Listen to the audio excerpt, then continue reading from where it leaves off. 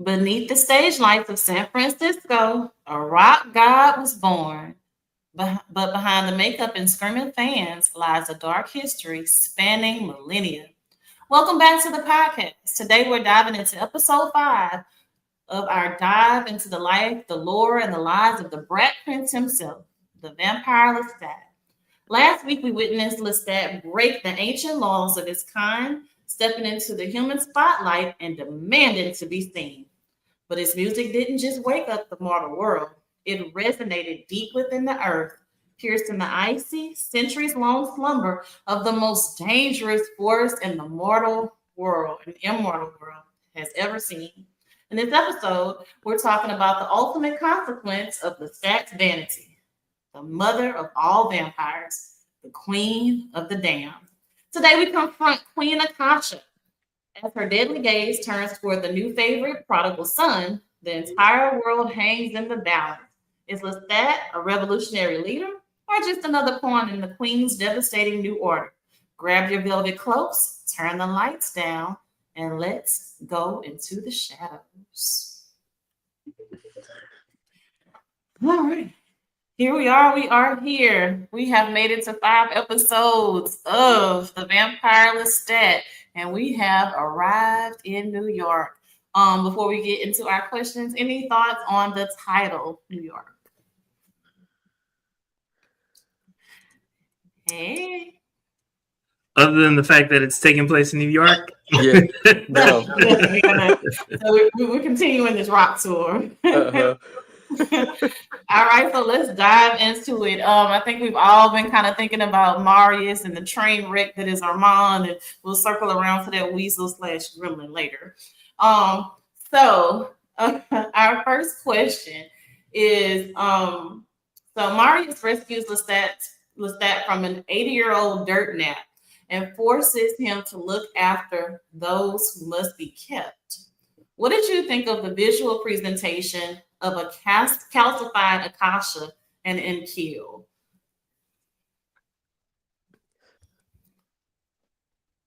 Corey, go ahead, Corey. Corey was dancing in his shoes. So, listen, I loved it. In my mind, of course, I've seen the original movie with Aaliyah. So I had that representation in my head, right? So I was thinking of something similar to that. And so when I saw her physically, I was like, yes. Like the dark ebony, the way in which she still seems so regal, although calcified. Just everything about the presentation. Even, her tics and her movements and everything that led up to her, becoming awake. And how eventually she was calcified, but then that turned into flesh, like right in front of our eyes. Like I just loved every bit of it. Mayfair could never. They could never. They could never. Never. You can use all the big trollers you want. You could never. Oh my God. Never. Jermaine, what are your thoughts about the visual representation of these calcified bodies? Well, I loved it. It made perfect sense to me. I mean, we really, for the most part, we got to see Akasha in the movie. She was a stone, and then we saw her fully made, right? They didn't have time for all of that in the movie. In the TV show, however, we get to see what she actually looked like. You know what I'm saying? And that was kind of major. It was like I don't know, the ghoulishness of it all. It made her look scary. From a human point of view. From a vampire's point of view, it was just, hey, she's decayed. She stopped drinking blood and all that other good stuff. So for a vampire, it wasn't that alarming, but for a human, it is definitely alarming. And so I loved what I saw. I couldn't look away. I could not look away. I was like, oh my God. Okay, we kept it black. Okay, we kept it. Whoo! Yes, we didn't deviate. It was so beautiful. All right, we have a question. our statement. The presentation of those who must be kept was interesting because Marius seemed to be a bit more kooky than he was in the movie/book, and the place he was keeping them in reflected his mental state. Thank you for that, for Tootie and Blue, and welcome back. Thank you for joining us again. I do have to say, like, I was kind of thrown off by that. However, if you read the book, if all you're doing is reading the book, a lot of what he said was consistent with what was in the book. But if you're kind of like upset and mad that Akasha is not talking to you, and you're alone for all this time, it kind of makes sense that he would, present in that particular way. So Yeah, that's it. It made sense. it's like a little bit of jealousy, right? There's a little bit of jealousy on his part because he's been keeping them for however long, and Lestat comes and suddenly, bam, 22 years and not a 22 word from her years. as soon as he walks out. 23. 23. Since you want to be. I mean, right? Since you got something to say about it. I love it. I love it. All right, so I will say that I was a little disappointed in Marius's appearance. I kind of wanted. I was expecting something closer to the movie version because he's supposed to be elegant and their haircut was horrible. Yeah, but he's a great actor, and so I can kind of put that aside. I was expecting a little bit more beauty, but he's a great actor. So, well, I was actually glad that I'm sorry, is that echo and it's like, number one, they found a vampire from Twilight, and I was like, what? What am I looking at? What's going on? So once I got beyond that, yeah, I do agree with you, Corey. That particular actor is a really good actor, and I felt comfortable with him playing that particular part, because if you read the book Armand, he challenged Armand to look at his skin and to see the wrinkles of his skin. Armand was like, whatever, you're still beautiful to me. But in that moment, it was like, okay, so he was turned at an older age, if you will.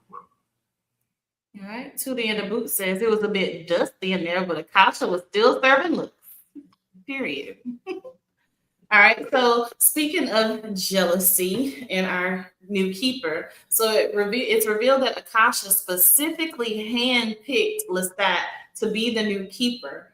Why do you think she chose the Black Prince out of all the other immortals to be the new keeper? I think she thinks that he could kind of herald in what she wants, right? I think that she thinks that he is her equal, or that he's bold, and that he's wants to live his life out in the open. But it's true, but it's also not true.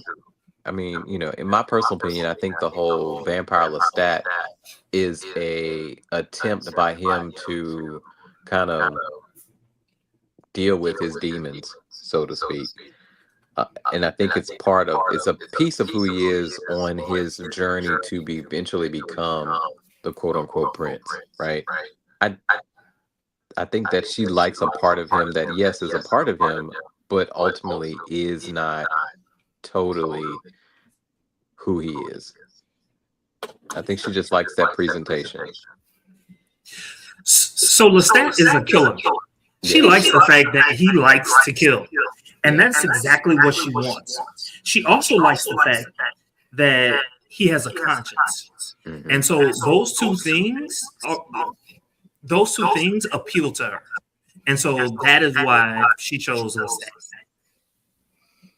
Okay. And so the next question kind of goes hand in hand with that, with the previous question. So what makes him the ideal companion for the Queen of the Damned? Because he can be as vicious as she can be. He matches her savage. All right. So moving forward, Marius drops a massive lore bomb. So when Akil was once exposed to the sun, it affected the other vampires worldwide. Lots of them were burned. So he confirmed that if Akasha dies, the entire species will perish. How does this absolute rule alter your perspective of the show's power dynamics? So if one burns, we all burn. Well, that one in particular, being Akasha. So I wasn't surprised by it because if I going back to, and I hate to keep talking about the movie, but it's a visual representation of where we are in the story, kind of, and it's one of the only things you can compare it to that everyone has seen. Although most people have, a lot of people have not read the books, but a lot of people saw the movie, right? And they addressed it by in the very end when they were attempting to kill her by drinking her dry, so to speak. There was a point where she basically says, if you kill me, you kill yourselves, right? And it tracks. Although I forget which version is actually closer to the actual story for Anne Rice. I don't think it affects the power dynamics because we kind of already know that Anne Rice's lore as it relates to vampires is a little bit different. But it does make Akasha seem a little bit more untouchable, at least at this point in time, because how is everyone else going to deal with her when she gets to the point where she is boss bitch? What are they going to do? And that's really what I couldn't help but think and see when I saw her character, how formidable she is. What first thing I thought in my head was, ooh, what are they going to do? Jermaine, your thoughts? Okay. So how does it alter the perspective of the show's power dynamics? I'll answer it by saying this. It doesn't really change too much. It does change who has the most power. But our lead characters are our lead characters for a reason. And so in my mind, the only thing that I'm thinking, like if I haven't read the books and I'm just watching the show, the only thing that I'm thinking is basically how are they going to overcome Akasha? How are they going to overcome the fact that if they kill her, they will die? How will like all it really does is just put a whole lot of questions in the hat, and you just got to pluck through each one individually and try to figure that out. And that's what makes at least this season so enormous for me. Do you think that they'll do kind of what they did in the book, basically using Lestat to become the king of all, so that they can ultimately kill her? I think they are going to keep not 100% consistent with the book, but consistent enough so that Lestat is still a main player. Yeah. All right. And so I know Corey is gonna love this. Akasha delivers the most amazing awakening speech, monologue. Oh my God. Wish I had the time to read it line for line, word for word, bar for bar. It was so amazing. Can't wait to perform it in silence. So, the flashback ends with the turn of the century. Why can't we read it? Huh? So we got other questions. So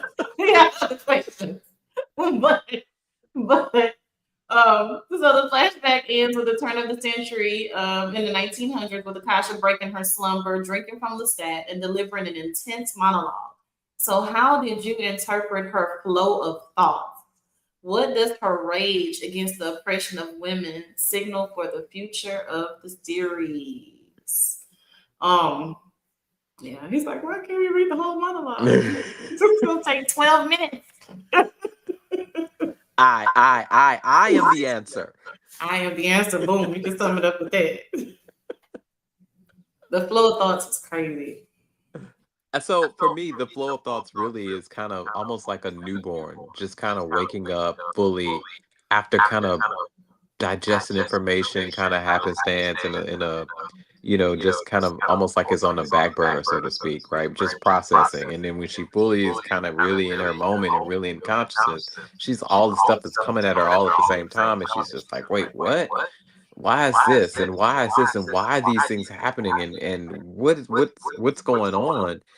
And ultimately she comes to that conclusion that, you know what, bump all this. I can fix all of this. You know, I can fix all of this. I mean, It is interesting though that she singled out the oppression of women versus the oppression of all.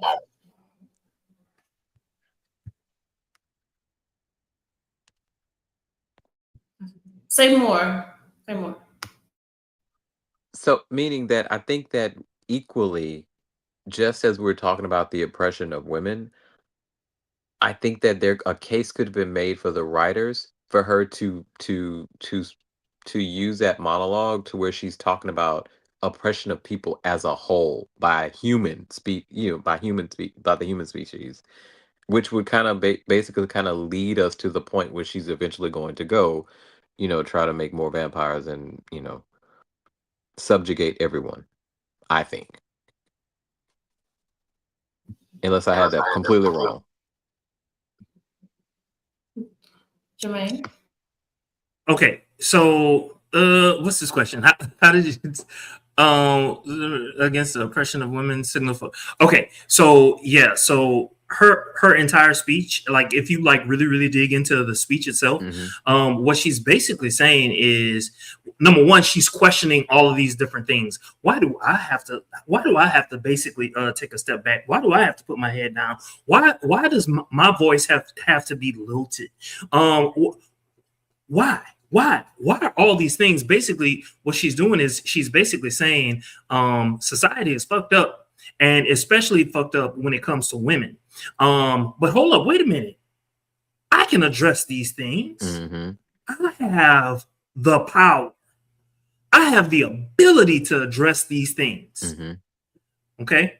And so what it signals for me is that she coming for the men. That's what it signals. All right. Just if all you're doing is just looking at that speech, and I thought it was a powerful speech. I was like, oh Lord, like to see it written, because Corey he sent it, and I was like, oh shit, yeah. But yeah, that's basically what she's saying, in my opinion. And that tracks according to the book, and I completely missed that in the book. I was much younger when I was reading through it, and I just didn't get that aspect of it. And so, but that's, so. I'm not going to dive deep into the question, but yes, I am at the same time. So for me, as a Black woman, yes, this pertains to all women as far as lowering the tone, having to put your head down, not being seen historically, being seen and not heard or whatever. As a Black woman, it hit different. It hit different to be delivered by a Black woman who has been asleep for centuries. And oh my God, all I can say is just, oh my God, it really just hit different. Lots of questions, because anytime we open our mouths, we're aggressive, we're this, we're that. And so I really appreciated that they went there. Love the direction that the show is going in, and I'm going to leave it at that. And I think it wouldn't have been as powerful if it wasn't done that way. 100% agree. To the Inner Boot says she chose Lestat because of his desire for love and companionship. Marius mentioned that Lestat wanted to, quote unquote, take care of his mother, and that was his most important quality to Akasha, the mother. So I just want to add this real quick. So that was Marius's most important quality, but part of the reason why she did not want Marius is because she felt that Marius was too vain. He thought too much of himself, and she had a problem with that. Yes, Lestat, he wanted love and companionship, and she wanted to give him love and companionship, but it was the fact that he loved to kill, because she's got to kill a lot of men, right? Yeah, she's making her followers kill the men, but Lestat needs to be able to kill the vampires because her followers are mortal, right? So Lestat has got to be able to kill the male vampires. All right. So the episode opens with Lestat musing about The coffins he's had to call home. And so framing the recording studio is just another sarcophagus. How does music serve as a coping mechanism for his deep, lifelong fear of solitude? So I personally think that the music in and of itself is how he feels like he's going to get the recognition, the love, the attention, the etc. Right? Initially, I think initially that's what he was craving. Along with getting his story out there. Um, Ultimately, the music became a burden as well, right, for him. And I think once he starts to address his issues, it kind of changes for him. But the music is definitely a way for him to deal with his issues with Armand and Louis because he's written songs about him, right? And consistently, and they've been the backdrop and the themes to these episodes. And some may say they've leaned too much on the music a little bit. That's a criticism of the show that they've leaned too much on the music and not enough on the backstory and the story. Um, I disagree, but I see what why they're saying it. Um, but really, that's what it is. A Vampire Lestat and his musical journey is interwoven into the story as much as you can't separate the two. Like, do you get the catharsis without the music and the influence of music? I don't think so. Yeah, I agree with Corey. Can we real quick, can we go to some of these comments because we have like a lot. Absolutely. So Tootie in the Boot says, I actually think that Arius was lying about what happened to Ankle because in the books it was Akasha that ended up killing her king in favor of being with Lestat. Yeah, well, I'll just say, you're right. It is Akasha that, according to the books, that ended up killing Lestat. And you know what? When I heard that part, I was like, "What? Huh? Who?" But he did mention at another part where, and this was consistent with the book, that he left them out, and they got burned by the sun, or well maybe I don't know. It was one of them, or maybe both of them. I don't remember. And that's and yeah. So maybe they just kind of embellished just a little bit because they wanted to see like the frailty of those who must be kept, if you will. So I was okay with that.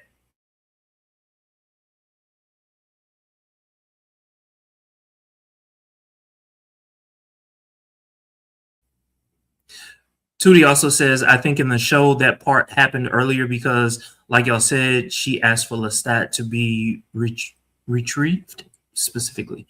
Also, Tootie says in the book there was another queen after Akasha, one of the M twins girls. Is that what you're talking about? Maybe. Is it Maharet? One of them, Maharet, Makari. One of them. Corey, that's for you. Still read it. We got time. The monologue.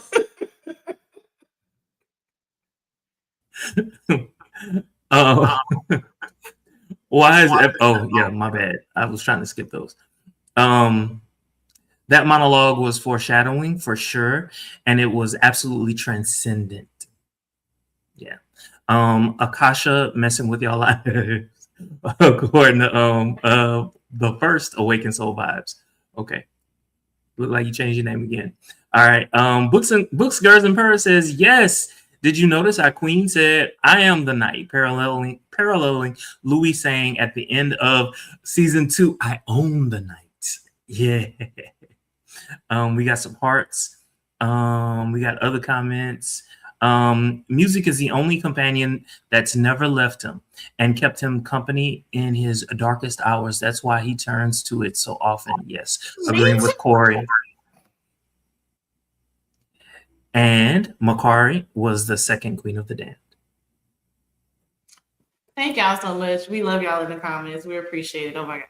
All right, so let's move a little bit further. So, as far as Lestat trying to kind of sort of channel his grief, He shreds his untouchable persona when recording Big Boss. We love how he just really got at Armand the Gremlin. But anyway, so it's a raw, angry track that we know is the diss track for Armand. But how did you react to the scene where Lestat literally runs out into the sun to record his own screams while his skin peels? Was this high art or absolute madness?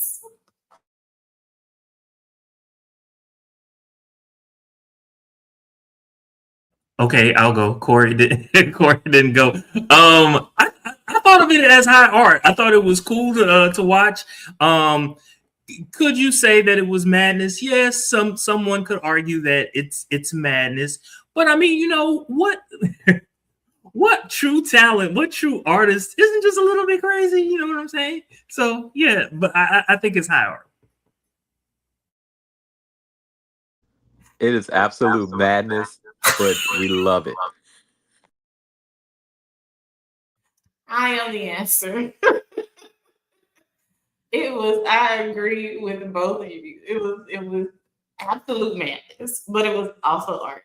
I appreciate it because hey, I'm also an artist. So if you are not at the brink of madness and sensitive about your ish, just don't even do it.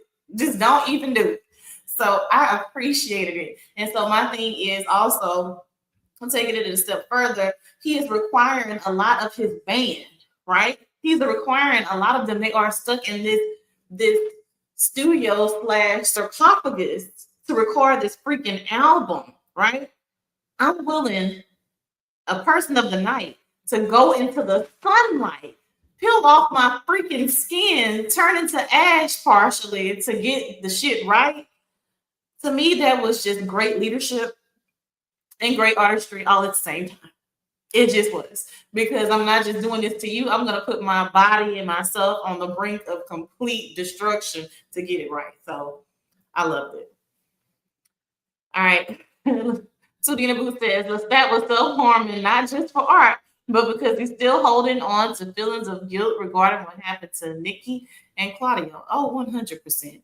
He broke. Listen, this is just one big therapy session. This whole tour is nothing but one big therapy session. That's The all it whole is. point. It is just a means to an end to get him to where we need him to be as a lead.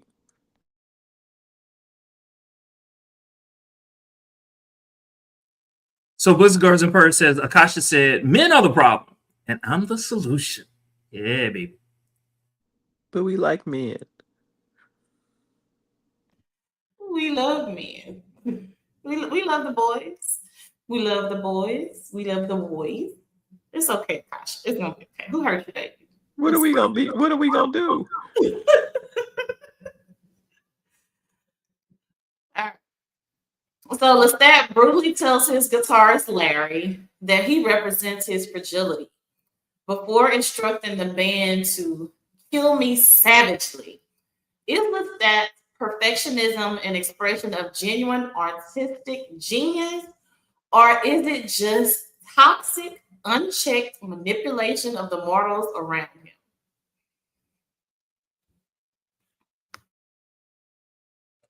It's both. It is absolutely both. I mean, I get it. He's trying to get that vampire sound, if you will, and he's dealing with humans, and humans can't hear what they hear. But at the same time, like some of the things that he says to these people, like it got your boy so down he wanted to quit.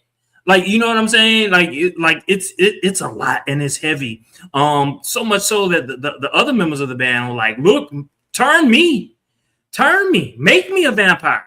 I want, because I believe in this music. Like, okay, I get it. You are a vampire and you're surrounding us with all these other vampires. And clearly there's a sound that you all need to hear.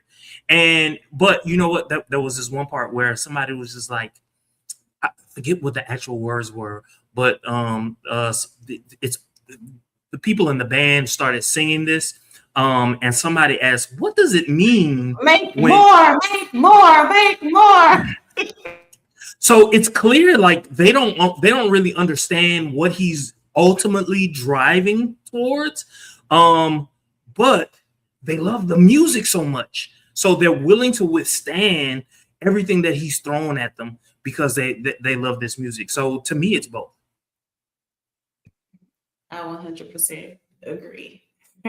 Because why else would you be here if you don't want to be tortured? You already know I revealed myself to you, whatever. So let's move on. So Jermaine's favorite person, Louis. Louis is back yet again, and so he's entered into an extraordinary toxic relationship with the waitress named Regina, who just happens to look like our Claudia. What does this tell us about Louis' inability to process his grief? And how does this mirror Lestat's own cynical trauma? So it's not unfamiliar because if you think about it, when his brother died way back in the beginning, he went through a similar just downward spiral, right? And Louis is just he's just miserable anyway, right? And that's part of why we love him, right? Because he is so miserable. But at the same time, you know, he needs to, and much like he needed him in the beginning when his brother passed, he needed someone. He needed Claudia. He needed Lestat to pull him out of that grief and that trauma. And we see in this episode that's exactly what happens yet again. Hey, look, I am confused, or I'm crazy, or all, but you need to tell me, what's real, what's going on in this instance, Lestat. And I think ultimately that's what makes them two so great together, is that both of them kind of lean on each other and draw the worst but also the best out of each other. And all of this combined is a cycle, right? Both the need, the give and the take, the Louis' inability to deal with grief and the ways that he processes his grief, also the way that how he uses Lestat to cope and also be like a aid to him when he's trying to deal with it. 100% a trauma bond if I've ever seen one. And the next time somebody kills me, pick up the phone. So look, listen. So we know that vampires live a lonely life, right? And so if you're dealing with grief and trauma and all that other good stuff, who are you going to talk to if you're lonely, right? Who can you tell these things to? This is why Louis writes the book. This is why Lestat is basically writing his own book through this music. They're dealing with and processing their traumas in the way in which a vampire can. And yes, they are vampires, and yes, it's going to be toxic because to Corey's point, there are only so few people that they can actually talk to. You know what I'm saying? To get these things out, and so processing grief is going to look different from a vampire. I mean, from the perspective of a vampire than it is to a human. Humans, when we're processing grief, we're talking to a friend. How many friends do vampires have when they really don't like to be around each other? Do we want to get to that? I was increasingly annoyed with the actress that joined in with Regina to play Madeline, Claudia's lover. I was so annoyed whenever I was watching that play out on screen with her trying to fake the accent and do all of that, and it was just too much for me. It was great television. I'm not mad at that, but just like being immersed in the show, I was pissed off. I was like, "You are no Madeline of Pavia. Please stop. Stop right now. I am upset." Correct. All right. So at first, Awakened Soul Vibe says, "I'm glad Louis didn't like long face. It won't be on the album. Everything can't be that." Isn't Long Face the title song for this entire season? Is it Long Face? Well, I don't know. Tootie Naboot also says Lestat doesn't understand what he's driving towards. To be honest, he thinks the Great Conversion is effing stupid, but he's also making a song in support of it because it sounded cool. That man is lost it as fuck. Was it not? This is a question. Was it not Gabriella who was kind of insisting that he take this turn? And so who's crazy? Is it Lestat or is it Gabriella? They both crazy. They, they Both. they're both crazy. All right. So moving on to one of Corey's favorite people, Armand, and his subway party trick. So the episode ends with a chilling display of Armand's powers using the hypnotically incepted command rest to force poor Larry to step in front of a train. After his apparent vulnerability in Dubai, how does this remind us to not take the gremlin for granted? See that pretty mother? He pretty. Oh, he pretty. He's pretty evil. Is what he is. Actually, he's just like our favorite characters, right? He has trauma that and feelings of inadequacy and all those things, and because he's immortal, he can't process, so he uses his long life to enact the same trauma, etc., on the people around him. We can't get the way that he wants. I don't quite understand the why though. So for me, I was like, well, what's the point? What does that do? Does it just hurt Lestat? Or in his mind, does he think it hurts Lestat? Or what's the whole point of it when you've already used his brother as a, kind of as a pawn, but ultimately you kill the other his sibling? I just don't understand. And I guess that's one of the questions that I have going into the next episode. But because he's able to do that, because he has that level of ruthlessness about him, no one should ever take Armand for granted because he's so selfish. Like he is so selfish.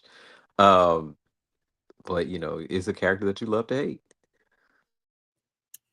So Armand's origin story, right? So it goes back to Marius. Um, he was in love with Marius. Marius was just like, "Hey, I'm gonna turn you, and then I'm going to let you, go off into the sunset and figure all this other shit out all by yourself and all that other good stuff."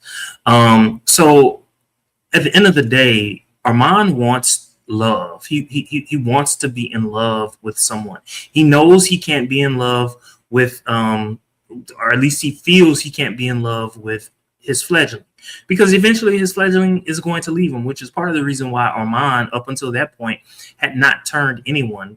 Also, it sickened him. The thought of turning someone sickened him, right? And so, but the first person that he thought he could be in love with was Lestat. Lestat turned him away. And so Armand is in his own way, he getting back. He got back with Louis, and he's getting back with old boy by killing him. And also, Armand is smart enough to know that this is going to wound Lestat in a different way because Lestat said it himself. I believe it was Lestat who said, or maybe I don't remember, but basically that the drummer represents a part of himself. Okay, and so you kill that part of yourself. Armand kills that part of himself. That will impact Lestat in a way that perhaps it didn't impact him with Louis. Yeah, so the guitarist Larry represented his fragility, if I'm remembering correctly. Louis is trying to suppress his trauma by replicating real moments he had with Claudia, while Lestat is embracing his by writing a song about Claudia. They need to meet each other in the middle. If they could have a good conversation, a decent, meaningful conversation, maybe they would be able to solve some of those problems. Tima Wig is crazy. The actress Gabriella says she was upset when she didn't get to wear the men's clothes because she had to wear that corset. Something is building. I remember I kind of mentioned this earlier on, maybe in like one of the first couple of episodes about how the original actress or character Gabrielle wanted to have more of a masculine or androgynous kind of look, and that's not really what happened here. Thank you for that. Says right, Armand is terrible, but that face card is I walked in front of the train too. Just sitting, face just sitting. All right, man. Armand ain't shit for what he did to Larry. He better stand 10 toes down on the decision because he just declared war on Lestat directly. It's probably how he's missing that eye.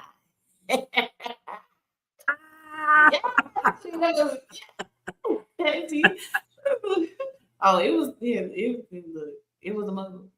I'm gonna laugh so hard if that's the case. MGL, not gonna lie. All right, okay, welcome back. Armand was on his Umar Johnson in that subway. Some of them are just going to sleep for good. I like the way you brought in current events. Love it, love it, love it, love it. Armand is a pick me. 100%. The worst kind. Centuries long.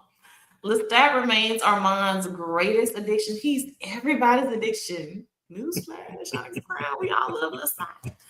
Armand removed Lestat's frailty, so he better be ready to catch those hands. All right, so we can go back. And again, thank you guys in the comments. We appreciate this. This is like, I have nothing else to do with myself. I really do. There's many things I should be doing, but this is fun. All right. So the Daniel and Armand bond. My goodness, if I were Daniel, I would probably sit in his face. So Daniel confronts Armand in the park regarding his 52-year-long stalker-esque obsession.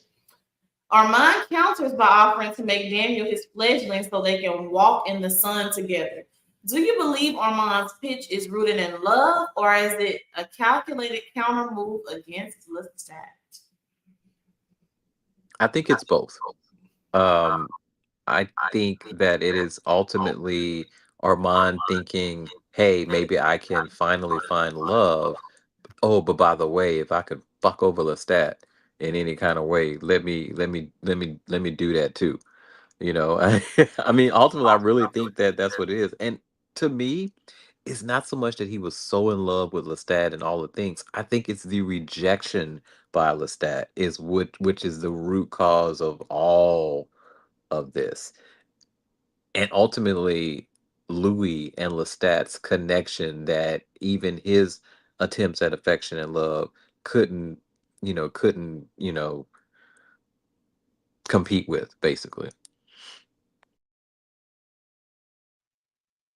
You know what? I don't know. Does Armand love Louis? Or did he love Lestat? It was the way that you set it up, Elliot. The way that you set it up kind of made it sound like he was talking about Daniel. Is that correct? Yes. So right now, I don't know if Armand loved Daniel. I do know that in the books, he kind of kept Daniel on a string for a very long time. But I don't know if what I saw was love or a vampire just pulling strings. And so to that part, I don't know. Now Daniel is like, as far as the status concerned, up by that point, wasn't even someone that he knew. Did he think that perhaps Louis and Lestat would get back together? If so, that's playing the long game. And if he was playing the long game, Armand is a motherfucker. Listen. That's what I'm saying. Hey, 100%. Armand is a beautiful, backhanded bastard. He is. And so this is not somebody you want to trifle with at all. Because, again, face card never declines, and you kind of forget, that he's there, but he's very, very calculated. He is dangerous. And I love that they took this beautiful man and made him he just seems so soft and just non-threatening and all of these things, and he is fucking shit up. He really is. And so, yeah, I think it's very calculated more than love as it pertains to Daniel. All right, Tootie in the Boot says, I think two things can be true at once. I agree with that. Like Corey said, obviously Armand loves Daniel in his effed up way, but he's most definitely trying to get whatever get back he thinks should be had. 100%. Hell hath no fury. He shouted out Sophia because he wanted her ass to leave Lestat again so he'll stop making music again. Gabriella didn't want to be considered as a mother, so Armand is counting on Daniel to drive her away. Love the insight. Armand could have anyone, but he is too strict for Lestat. Lestat can't be tamed, baby. I want Daniel's confidence. Danny said, if you love me, prove it. Put it on paper. Yes, please do. Go ahead. So, Books, Girls, and Purrs, are you saying basically because he was able to prove it? Are you saying that Armand really does love Daniel, or was he just keeping an eye on him for nefarious reasons? Asking for a friend.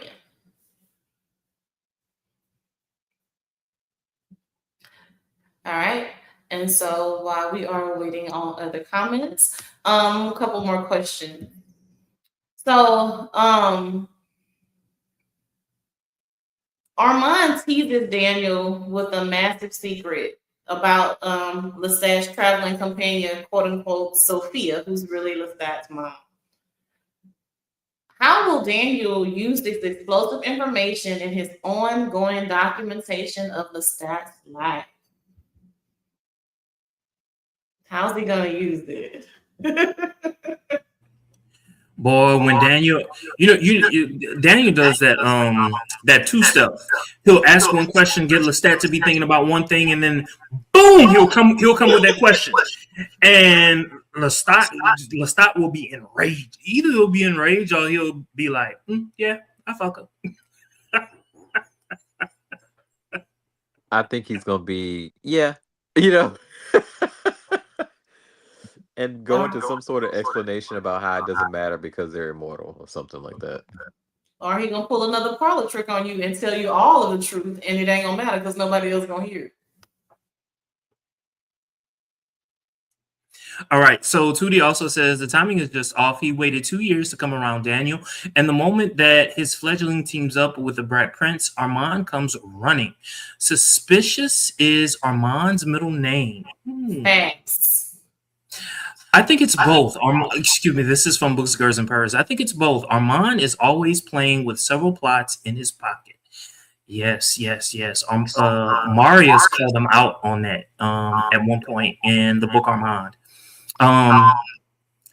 Time Deverix, I believe, if I'm certain I'm mispronouncing it. The funny thing is, Armand is the only one out here trying to stop the Great Conversion. Trying to stop the Great Conversion? I don't know. With that music, I don't know about that. What are your thoughts, Corey? You know, I do think that he is trying to stop the Great Conversion because he said so as such in the last episode. I forget who he was talking to, but he was saying that it was a danger. Like I think he was talking to Daniel, or something. He was saying that it's dangerous and that a Lestat needs to be careful or something along those lines. But I think that's based on his view of the old laws, quote unquote. Like we talked about this, I think last week. Armand he really believed in those laws, right? In the Paris coven, they really believed in those laws. So for him, I really think he believes that there's a great danger in what Lestat is doing, et cetera, et cetera. Lestat, I don't think gives a crap about it. I think he thinks, yeah, whatever, But ultimately, you think about it logically, it does make sense. So I read Armand, but my brain said Lestat, and so I apologize. I apologize for that. So Tootie in the Boot says Daniel is going to pick at Lestat for sure. I'd be surprised if he didn't. It is his big moment to try to get his lick back against Lestat for that stunt he pulled in episode 3. What are your thoughts about that, Elia? That 100% tracks. So Daniel Malloy, the human, was already a force to be reckoned with. Let's just be honest. He's amazing at what he does. So now he's immortal. And so what Lestat pulled with him, with making him feel like he uncovered these deep dark secrets. We got everything on film. I have all of this freedom as a journalist, and I'm getting the story, and then to find out nothing was there, and you really played in my face like that. I think this is going to invigorate Daniel Malloy in a whole nother way. It's Daniel 5.0. It's Danny, bitch. Please don't play with me. I'm gonna show you. I'm gonna show you. So 100%. I feel like this is my mother. This is my lover. All of these things. Yeah, this is ammunition for Daniel Malloy, the vampire. So I'm excited to see where it'll go. Time Deverex says, I think he was talking to Daniel. Yeah. I love that yeah part. I laughed when I read it. So Tooting the Boot says Armand is trying to stop the Great Conversion because he's reverting back to his coven cult leader self now that he doesn't really have anything else to devote himself to. God dang. Everybody broke up with you. Everybody broke up with you. Everybody. Your flesh and nephew. Everybody. Tootie also says, I think that's also one of the reasons that he's trying to be Daniel's maker now of all times. What are your thoughts about that, Corey? So I do think that that's probably why he's trying to ultimately, I think that he's trying to quote unquote hip him to game, so to speak, right? Like, hey, look, you don't know, as your maker, I failed to kind of give you the lore of vampire history and everything that's going on. But, I know you're sort of semi obsessed with Lestat, et cetera, like everyone else is. But hey, just FYI, there's some other stuff that's going down. I ultimately think that is what he's trying to do, but he's also trying to stick it to Lestat too, right? Um, that's just the nature of this character as they've written him in the show. Um, and it's hard to trust him, or it's hard to root for him rather, even if he is correct in his thinking, because he's such a motherfucker, you know. So, yeah, Boots Girls and Purse says, agreed. Armand is trying to dismantle the band. I don't think Armand should be annoyed for being outed on stage by Lestat with how he had Claudia taken out that tit for tat shit. Yeah, what are your thoughts? First of all, Armand, it brings me back to one of my favorite Baton Rouge philosophers, Webby. You bitch, you bitch, you bitch, you bitch. So, Armand, you have some nerve to be upset. You took credit for getting Louis banished as opposed to killed. It was actually Lestat who saved him while you sat there. So you have some nerve. You've been doing fuckboy shit for centuries now. I get it. You're lonely. You're abandoned. All of these things. Okay, so are the rest of us.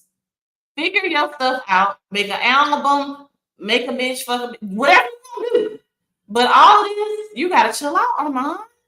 You blaming everything on everybody else, and you have zero accountability. Now, again, it just makes for great reading, great television, all the things. But you got some nerve to be upset. Tootie the Boot says Armand's last name. Bitch. Armand, bitch. Armand, bitch. Bitch ass. Armand, motherfucker. Bitch ass. Books, Girls, and Purrs. Yes says Armand's probably been listening to the Vampire Party line and knows what a big problem the Great Conversion is. I agree. He has been. And so does, and I think Gabrielle does too. I think she does too. But she wants the chaos. She's opposite him in that she wants the chaos for whatever reason. I don't know what her motives are for wanting chaos, but she does. So Honest Crown says, I'm worried what else Armand might have in store for Alex. You know what? I'm concerned about that too, because you don't start there and not end it. Killing his brother, that cannot be the end. So, Elia, your thoughts? No, I'm agreeing. I'm just saying it won't be the end. But again, that's Armand. It's not going to end there. He's very calculated. This wasn't just, I woke up and I felt like I'm going to choose violence today. No, you've been thinking these things through.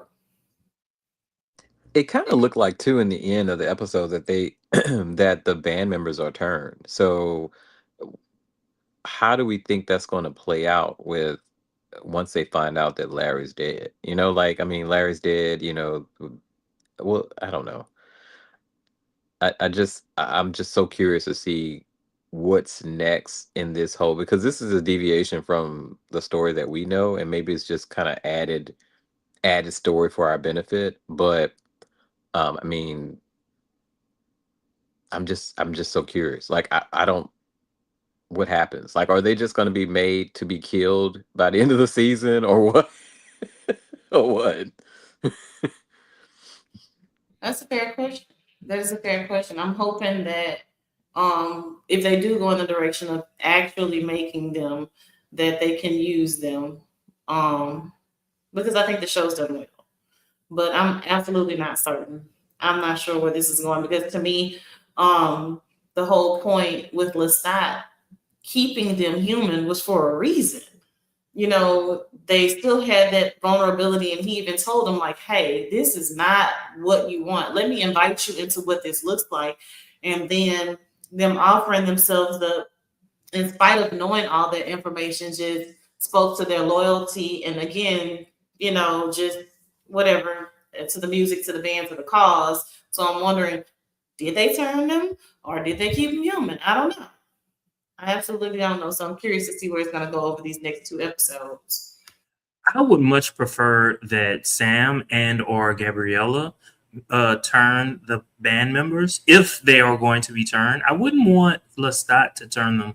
Lestat he's turned quite a few people already, and I think if we want to remain as consistent as possible with the books, it should not be Lestat to turn them. Those are just my thoughts.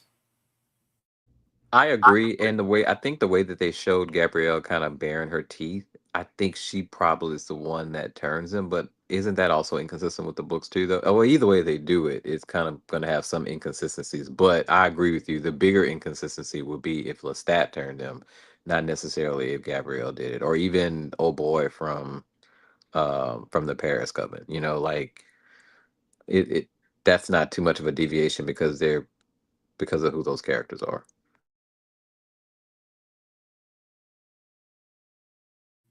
So Tootie in the Boot says Armand trying to blame the Great Conversion on Lestat pissed me clean the fuck off because we first heard of that in the second season and Armand wasn't doing shit then. Oh yeah? So again, this is Armand being his calculated Weasley self. So that tracks. I agree with you, Sudie in the boot. I'm pissed off as well because it's just like, Armand, get somewhere, find you a companion and sit down. Just stop.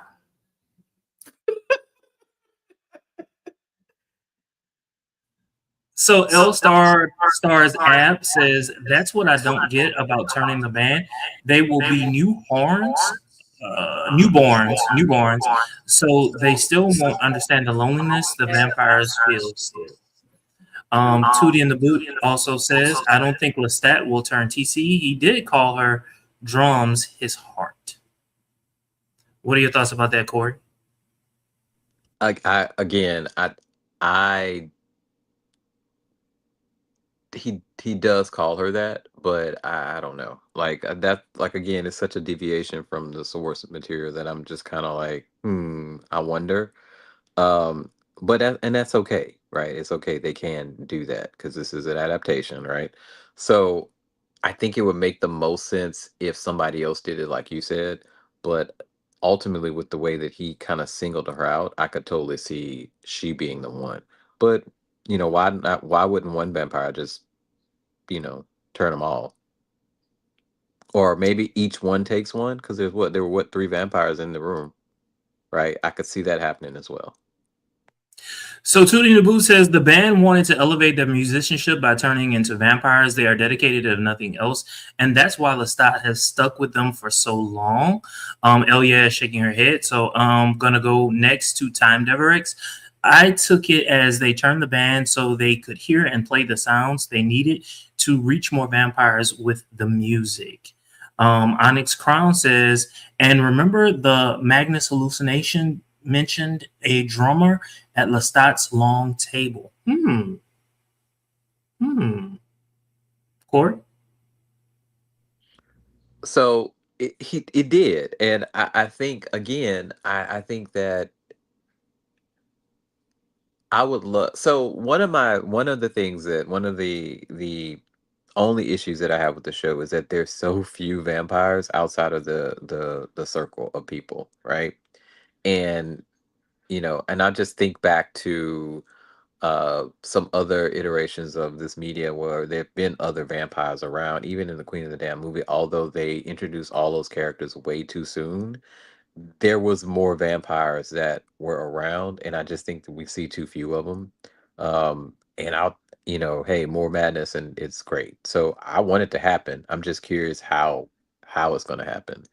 Um, and is it going to be too much of a deviation from the story to piss fans off? Does it matter at this point? I don't know.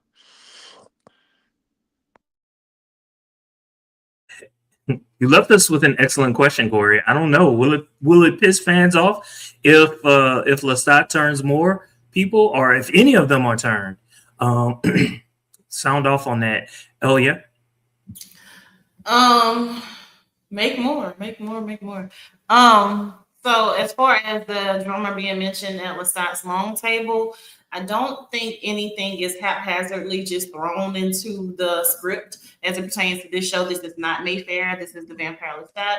This is the Vampire Every Chronicles. episode, Um, Mayfair gets some so kind of smoke. so so everything as it pertains to this show or this chronicle, this part of the universe is strategic. It's planned. It's well thought out. It's well written. It's calculated, like Armand. And so, mentioning being at the long table as a drummer, I don't think it was just thrown in there. Okay, so I'm gonna leave it at that. Right, he does too. And so that, I mean, this could that's what, like I said, that was one of my criticisms of the show, that there's not enough vamps around. Like, I just think that there should be more.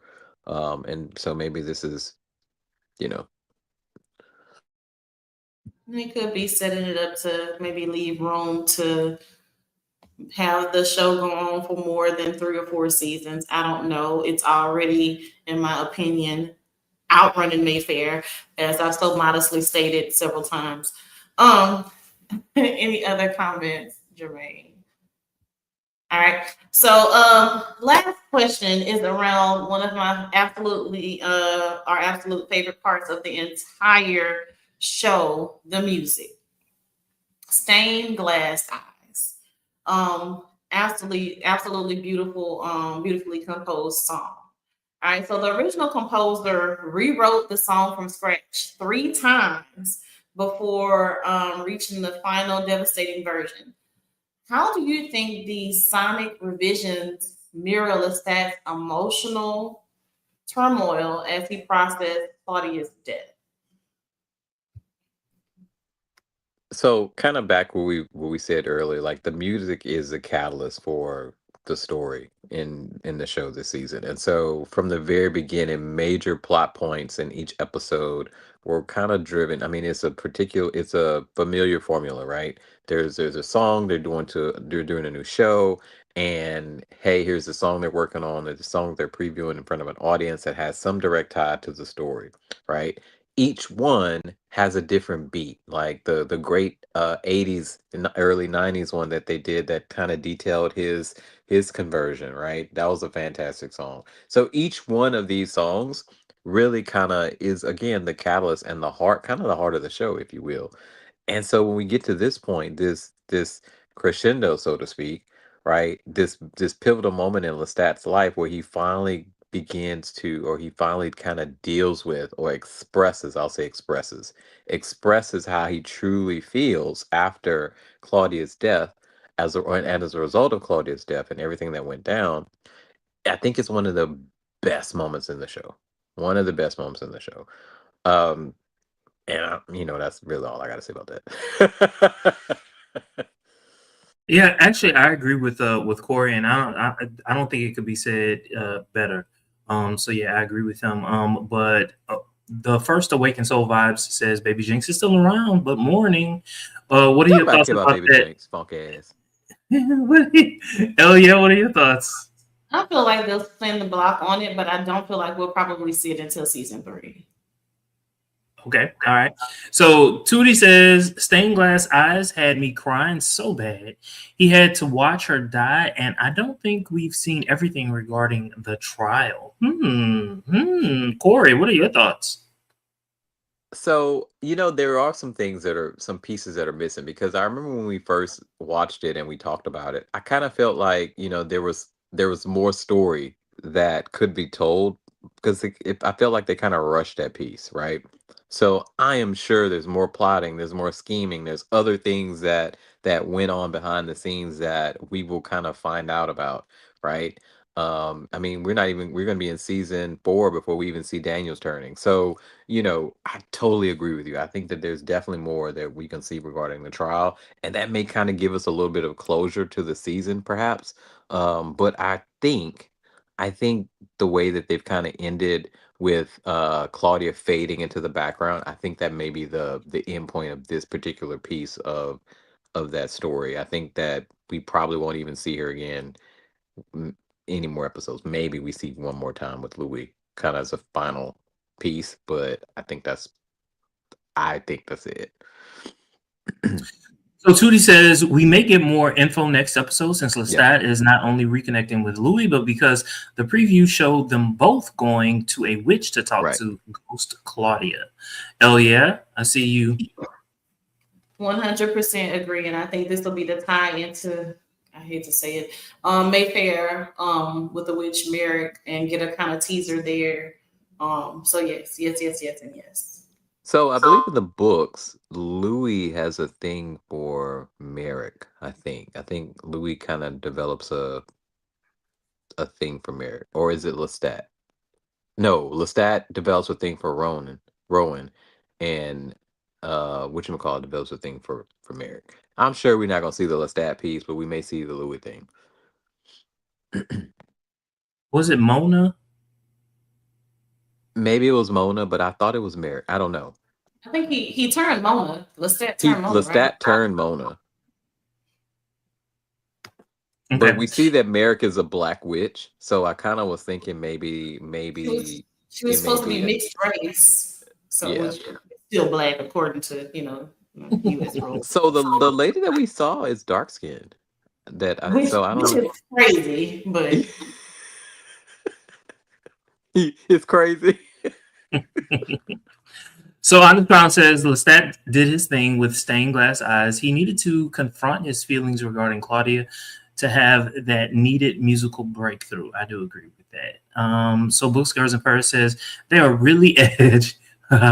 Books, Girls, and Purrs, I love you so much. They are I really do too. edging us with Daniel's turning. You might need to be a guest on one of our episodes because I've been you gives trying it to do it for the longest. you gives it to us every time, every time. And you know what? I just want y'all to hear what y'all just said. You do it to us every time. And what did Corey say? You gives it to us every time. I just want y'all to pay attention to what y'all say. Onyx Crown says episode 6 has me nervous seeing who Lestat and Louis go to visit. Yeah. So Tootie says it would have been so cool if Merrick was played by Bailey Bass. When I read that book, the description of her was Bailey to a T. Books, Girls, and Purse says Louis had a thing for Merrick. Right. Tootie says, I'm sure the actress they casted will be excellent, though.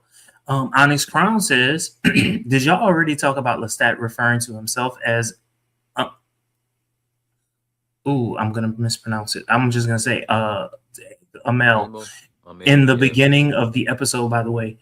So we didn't talk about it, but you know, and also Akasha mentioned Amo in her monologue as well, right? And so I think that's an interesting concept because we mentioned this very briefly last week about how this show has the potential to do probably at least a couple more good seasons before we get to the weirdness that is Anne Rice, which is past the religious stuff, but kind of getting into Atlantis and all those things and aliens and alien spirits and all that stuff that kind of kind of turns the story on its head. And seeing that they introduced him at this point, or this version of him, I think is very interesting, and I'm curious to see how that's going to work out in the show. Like, I don't think it's going to be a one-off, but or how are they going to explain it? Um, so So can you give us some insight on this so particular character? if I get this correct, Amel is the embodiment or the vessel by which these demon slash spirit that gives all the vampires their powers comes from. And the ultimately, this quote unquote spirit is like an alien hybrid or something along those lines, and that's how, and it inhabits a, you know, a creature and things like that, and ultimately takes a form of Amel, way back when. I know some of you that have read every inch of the books from cover to cover may correct me a little bit here, but I think that's kind of the gist of how it goes, and that's what I was speaking to.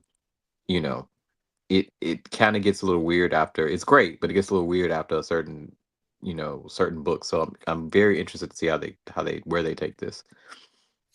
So Tootie says, and I'm skipping a part. I think he may possess. Speaking of Amel, whatever, possess Lestat way earlier, but I could be wrong. Tootie also says, Amel is the reason why Akasha became a vampire. He was indeed a spirit that the twins communicated with before they even met Akasha. That is very, Right. very true. They shoot him. They were like, we ain't got time for you. But of course, it followed them. And I guess he joined with the other spirits that entered Akasha's body. Right. Pamela says, Armand was stalking Daniel for 2 years. Let that sink in. Listen, you don't have to give us any more reasons to hate Armand or to think that he's a total creeper. So I mean, 52 years He behind some had booty, time. some booty you ain't never tasted or touched. That's too much. That's too much. Okay, that's too much. It's But wait a too minute. much. So what did y'all think when Armand said, "Hey, you made Louis out to be based," and I'm paraphrasing. You made Louis out to be like a poster boy of goodness or whatever, virtue and all that other good stuff. But Louis is calculating. What are your thoughts about that? Do we agree? Do we see some shades of that, or do you think that Louis is just he'll get to his breaking point and then he'll go off? What do you think? I think an empty wagon makes a lot of noise, and I think Armand ain't shit. And I think this is just yet another way that you take the spotlight off your raggedy ass and try to blame it on Louis. Now, let me be clear. I'm not painting Louis as an angel. It ain't that. The way that the show wrote him, he a pimp from New Orleans. Let's be clear. Okay, Okay? that has a vicious side, and we'll cut a throat. It You has stolen understand? it several times. So, no, Armand. No, ma'am. No, sir. Calculating. He used the word calculating. Do we think Please. he's calculating? Yes. Well, he is. He's calculating. He's not. He did Armand go, was not wrong in what he's saying. but I still outweigh However, Armand as a bitch. is outweighed by all of the crazy shit that he did to Louis and everybody else, right?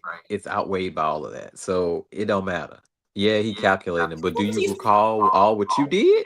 You know? Because Louis did still find a way to be attached to Lestat, you and his royalties and shit, and all of it. And the minute that you going off the rails, and you with this whole Regina character, now you want to call Lestat, he done been killed and all. He's calculating. He is. Well, hold on. Wait. Was it calculating or was it organic? Because remember, we saw that it was Lestat that called Louis. It wasn't Louis calling Lestat. I mean, it wasn't it wasn't Louis calling Lestat. It was Lestat who called Louis. You know, they're both unreliable narrators too. So it probably was a little bit of both. The In this odyssey version of the story, I think recollection. it's a little bit of both. The odyssey of recollection. So Tootie says Armand is a booty bandit for real. Why he's over there calling Louis methodically cruel funny thing is, I do think that Louis can be cruel, but Armand is still projecting. Okay, so Awaken Soul Vibe says Louis took out Armand's eye. I hope he did, and I hope we see it.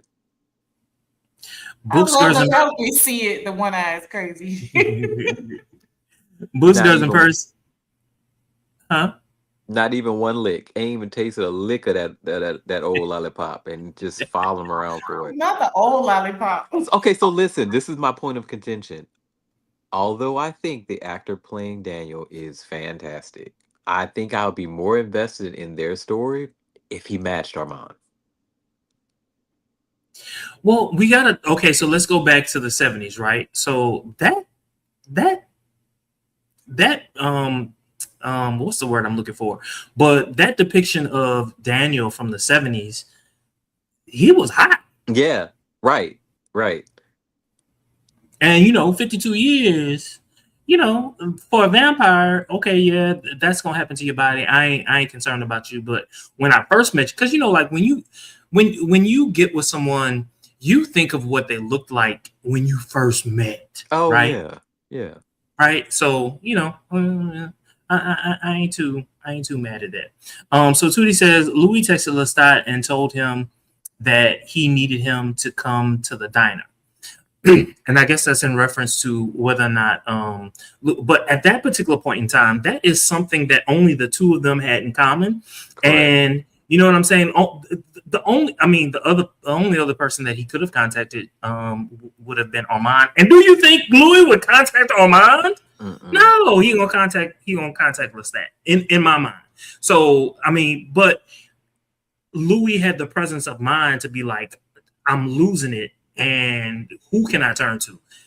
It's Lestat. I don't think it was manipulation. I don't think it was calculation or him even being cruel. It was like, I'm being vulnerable and I'm telling you my weakness in this moment and I need your help. That's how I read it. Maybe I'm wrong. I agree. Tootie also said, I agree with Corey's assessment on Eric. I love him, but him with Armand romantically, not my cup of tea, respect. Tootie also says Louis could have contacted his current boyfriend. It always circles back to Lestat at the end of the day. Lamille is not Tootie, gonna understand. He's not gonna listen, understand. He's not gonna understand, and he doesn't know what Claudia looks like. he does it. He don't have no reference, no point of reference. And remember, too, Lestat and Louis are in game. I think we all forget that they are in game. They really are. They're in game. That's it for the comments. All right. So any other thoughts before we give our final rating of episode 5 of the Vampire Lestat, New York? All right. Jermaine. So I'll go. I thought this was one of the better episodes of this particular season. There have been some episodes that I really, really liked, but this episode right here, I was arguing with somebody on Jack. I was like, they gave us Akasha. Did you hear that speech? They also gave us Armand killing boy. I can't think of the guitarist's name. But this particular episode was layered in so many different ways. They also gave us Claudia, and let me not say they gave us Claudia. They gave us Lestat meeting what could have been Claudia Regina. So that was 3 pieces in one episode. And also, let's not forget the reveal where Armand basically tells Daniel that Gabriella or Sophia is Lestat's mom. I mean, this particular episode was heavy. So I'll give it a 10. This episode was a 10. From Mayfair to 10, Corey, what you rolling with? I'm gonna give it a 9.8. I'm not gonna give it a 10 because I just don't want to do it. I'm gonna be that person. But so listen, it was a fantastic episode for all the reasons that we said. I think it is one. It has been one of the better episodes this season. In a season that is very layered and is presenting itself in multiple different ways and is leaking context and background information in a lot of different ways. It was more straightforward in this episode. And I think that a couple of the episodes could have been served by having a little bit more direction like this one had. But again, still love the season. But this episode was really good. So from Mayfair to 10, this is a 10. This is a 10 for me. This is a 10 for me. One, I cannot stop playing Stained Glass Eyes. I cannot. So the music. So we're taking it out of the realm of the show into my personal life and getting in my business and getting all into my feelings. Okay, that's one. The acting. Oh my God. So believable. I hate Okay, green eyes. Okay, green eyes. Not all of us can have green eyes. Don't make me shuffle in the living room now. I can't wait to get off the computer. But so, you know, the emotions that it evoked from me. The acting was superb. Oh my God, Akasha. Whoa, hold on. We got Lestat broken down, little boying, prodigal stunning, all the things. We got to see Marius in this episode. It was so many things that I needed. And so it's very rare that I ever give a 10. But for me, this episode was a 10. And I can go on and on for all the reasons why it is a 10. I am just really hoping they don't Mayfair me with the last 2 episodes of the season. But for me, this is a 10. This is a 10. It's a 10. I don't think they're in danger of not being renewed, but I do think that if they do not give us 2 bang up episodes to end the show, that it could be more of a question. I don't think they're in danger, but you never know. Some favorite shows have been canceled for. In the words of RuPaul from Drag Race, don't this up. Has anyone heard whether or not they've been renewed for a 4th season?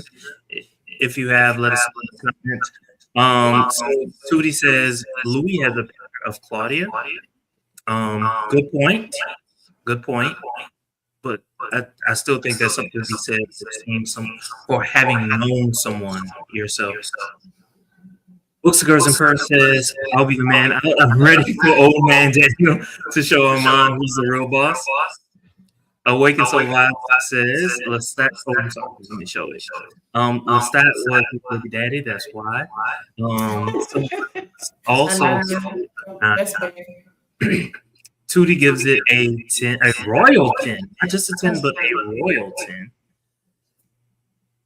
So Awaken Soul Vibe says TikTok is loving Akasha's affirmations and spoken word. Yes. What are your thoughts? Corey. I mean, let me pull it up. No. Do it, Corey. Pull it up. Whip it out. Whip it out. Put it on your forehead, friend. I loved it, and I'm gonna watch it again just for those last 5 to 8 minutes. I loved all of it, but I'm gonna watch it again just for the last 5 to 8 minutes. So, Elia, you do poetry. Can you give it to us, Elia? Can you pull up Corey's text? Can you give it to us? I have not prepared. That's okay. That's okay. No one is expecting perfection. I'm a Virgo. All right. So as we close out this episode of we have a few more comments. We have a few more comments. Okay, let's do it. Let's get it. Oh, you want to do the comments and then the? You can finish all the comments and it'll give me the time to pull up the message. Okay. All right. So Honest Brown says Sheila Atem blew it out the water. Love that she was cast to play her. She did an excellent job. Awaken Soul Vibe says Marius is crazy as fuck. Onyx Crown says apparently the show's been outperforming AMC's expectations. Oh my goodness. Okay. All right. Well, you know what? This is what I'm saying. Let me go back here. So everyone that I've been talking to, they have their problems with the season, but they're still watching. Okay. Awaken Soul Vibe says the queen has arrived. Yes. I don't know if they're talking about the actress or Akasha, or are they talking about Elia? Who they talking about? The queen has arrived. Nefertiti, yeah. Akasha. Akasha. Tootie says, love doing this every week with you all. Thank you. It's so much fun. Books, Girls, and Purrs says, Elia is a true queen reading. That's your entree, Elia. Come on. Give it to us. What you got? Oh, child. First of all, shout out to Corey because he sent this to us. But real quick, we're going to get through this monologue. All right. From the Queen Akasha herself, Queen of the Damned. And why does he tell her what God has said? And why is the melt in their mouths? And why must my voice be smooth? And why must I sing so low? And why is she kept? Why is she kept? And why is this place she kept? And what does it mean if you're not asked? And what does it mean if you're not answered? And what is it to see, to know, to be told? And you have not seen, you have not known. And why is her tongue cut out? And why is her death prolonged? And why will it stop? And who will stop it? And why must they, must we, must I, must he, must they, as they millennia unfold? Why is the girl, why is her eyes lowered? Why on the side of the road? Why the lip in the straw? I am the girl, I am the God, I am the voice, I am the song, I am the night. Can I answer? And I can arrange it. I can say rise, I can say speak. And I am her, I am she, and I am the answer. From the Applause. I should have had that. Hold up a minute. I had this isn't one of my tracks. Let me hold up. Wait a minute. Where yeah. First of all, y'all, my fiance just opened the door. Like, what the hell is going on in there? It's Bay okay? What is happening? So I messed up so badly. I didn't have time to prepare. But this was great. My God. Don't y'all ever do this to me again without preparation. Thank you, Timmy. Boo says it's a bop. I love Books, Girls, and Purrs. Oh my God, that needs to be on a rave remix. I was thinking the same thing when I heard it. This is somehow my favorite season, despite being such a wacky mess. Onyx says, "Fire, bitch, fire." It was.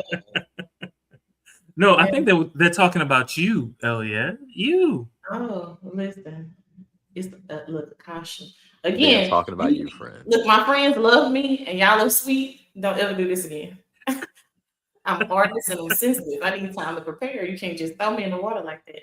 But yeah, thank y'all. Look, major shout out to Corey because my goodness, I think we were all thinking it, but when you dropped it in the group, it was like, yeah, we all felt it.